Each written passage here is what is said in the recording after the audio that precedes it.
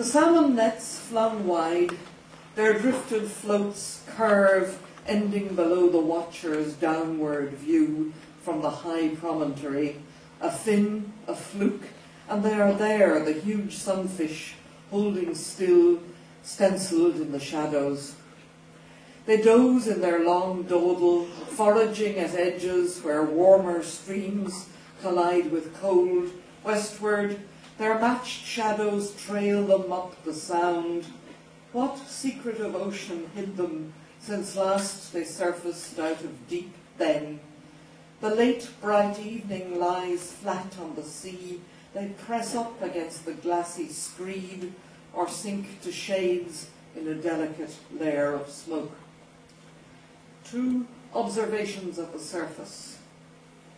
Tracking tides traipsing, feeding through their fixed yawn, they have history, hatches, warm nights with sudden endings. The boat was not her measure. She destroyed the net. We cut it away and left her, wounded to death.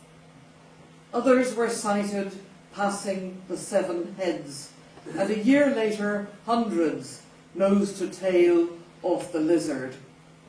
And again, I rounded the corner in my father's car. They were there, exposed, flayed at the quayside, a bright bloody colour exploding, too big for the quay wall, too big for the little bay. 3, mere peddling.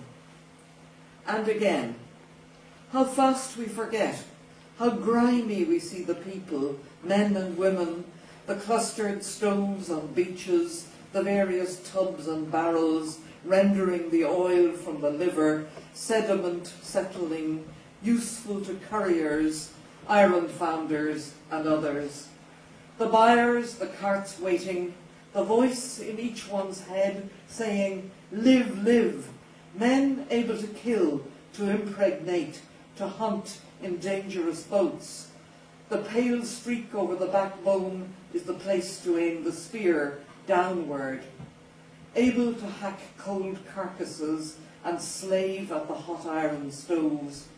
And when the sunfish had disappeared, to crowd the ships for Ayrshire, Derby, Cleveland. The women's long cry, the only echo left of all that noise. 4, their shadow on the sea. Krill, bloom, copepods, thermocline, elasmobranch, liavan graine. In troops of words they form, a gulp dissolves them. The ocean swathing the globe is a snake mask. I watch for the outline, widening the maritime stare. The angles are a scattered puzzle. I will not let it take shape yet, trying to freeze the dappled light and foam. But they are there already as the watcher saw them once, craning as they nosed in under the cliff.